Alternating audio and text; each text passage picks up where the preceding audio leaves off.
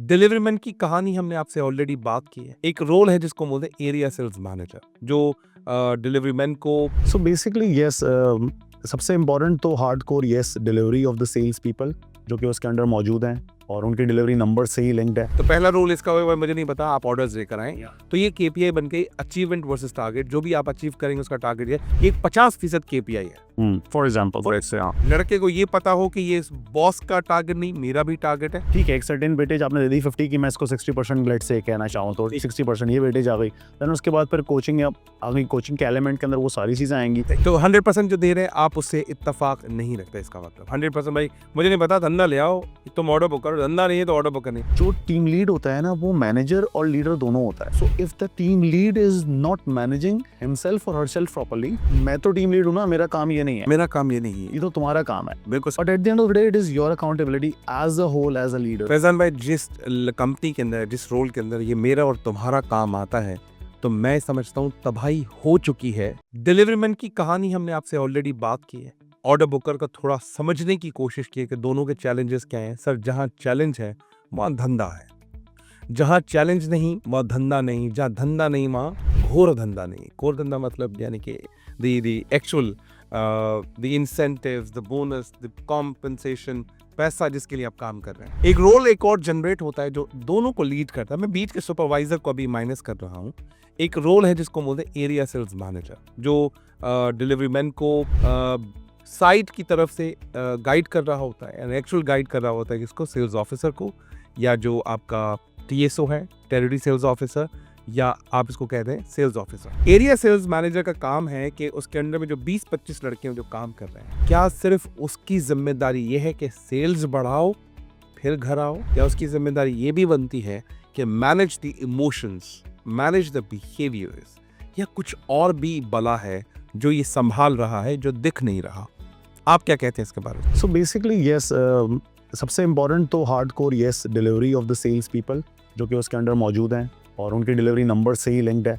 So again, number is the number 1 जो कि financial KPI भी है। मैं ऐसा कह दूं कि उसकी जो टारगेट वर्सेस अचीवमेंट है is one of the most powerful KPI.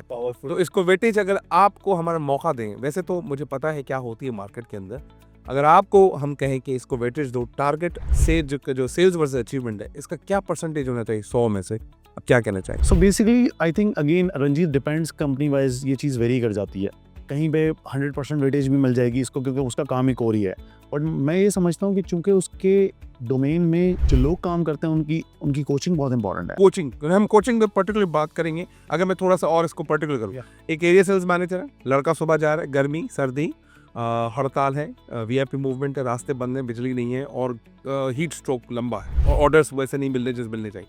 तो पहला रोल इसका होगा, मुझे नहीं पता, आप ऑर्डर्स लेकर आए। तो ये केपीआई बन के अचीवमेंट वर्सेस टारगेट, जो भी आप अचीव करेंगे उसका टारगेट है। ये 50% केपीआई है। फॉर एग्जाम्पल उसके साथ साथ क्या जोड़े ए से कि वो लड़का मोटिवेटेड भी हो, काम भी करे, लड़का दिल बर्दाश्त ना हो, काम भी करे, लड़के को ये पता हो कि ये बॉस का टारगेट नहीं, मेरा भी टारगेट है। बाकी क्या एलिमेंट जोड़ूं कि 100 हो जाए? मैं 100% नहीं देना चाहता, बिकॉज मैं जो ब्रूटल ऑर्गेनाइजेशन नहीं बनना चाहता। नहीं, brutal, that's a good word to use over here, but yes, in this context you're right about it कि ठीक है, एक सर्टेन वेटेज आपने दे दी 50 की, मैं इसको 60% लेट से कहना चाहूँ तो 60% ये वेटेज आ गई। देन उसके बाद फिर कोचिंग आ गई, कोचिंग के एलिमेंट के अंदर वो सारी चीज़ें आएंगी, मोटिवेशन भी आ जाएगी, इंस्पायर करना भी एलिमेंट आ जाएगा उसके अंदर। ठीक है, उस सेल्स पर्सन के अपने चैलेंजेस भी आ जाएंगे जो कि उसको फेस हो रहे हैं। ठीक है, वो भी कोचिंग के थ्रू कवर्ड होंगे, क्योंकि जो फंक्शनल कोचिंग होती है इसके अंदर कंसल्टेटिव कोचिंग का भी एक एलिमेंट शामिल होता है। ये सिर्फ ये नहीं होती कि आप एम्पावर करें अगले को और वो घूम फिर के खुद ही सवाल के जवाब ढूंढ ले, तो वो वाले एलिमेंट सारे इसके अंदर कवर हो जाएंगे जो कि अल्टीमेटली परफॉर्मेंस ड्रिवन हो जाएगा। सो दैट्स अगेन 20% वेटेज और 30% वेटेज जो यहाँ पे फॉल कर जाएगी। तो 100% जो दे रहे हैं आप उससे इत्तेफाक नहीं रखते। इसका मतलब 100% भाई मुझे नहीं पता, धंधा ले आओ, तुम ऑर्डर बुक करो, धंधा नहीं है तो ऑर्डर बुक करनी। So it is a mix of coaching, motivation, the team player, team work. तो सॉफ्ट पार्ट का बहुत बड़ा रोल है, टीम डेवलपमेंट बहुत बड़ा रोल है। और आई थिंक एक और चीज़ जो आई थिंक कभी कभार हम भूल जाते हैं वो ये कि जो टीम लीड होता है ना, वो मैनेजर और लीडर दोनों होता है। So if the team lead is not managing himself और हरसेल्फ प्रॉपर्ली, तो ये उसका अपना बहुत बड़ा फ्लॉ बन जाता है। और एट टाइम्स ये होता है कि उनको शायद ये लगता है कि मैं तो टीम लीड हूँ ना, मेरा काम ये नहीं है, मेरा काम ये नहीं ये है, तो तुम्हारा काम है। बिल्कुल। But at the end of the day it is your accountability as a whole, as a leader. Faizan भाई, जिस कंपनी के अंदर, जिस रोल के अंदर ये मेरा और तुम्हारा काम आता है, तो मैं समझता हूँ तबाही हो चुकी है।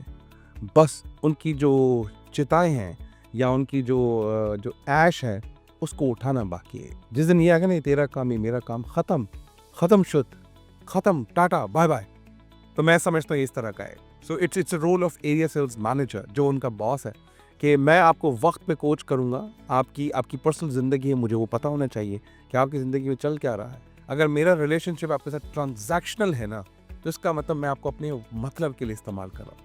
जिस दिन मेरा ताल्लुक आपके साथ इमोशनल हो जाएगा, तो transaction is basically by product of that emotional attachment. So basically that's how human works. Absolutely, yes. Thank you very much. Welcome to the Ranjit Kumar Show podcast. Winners don't do different things, they do things differently.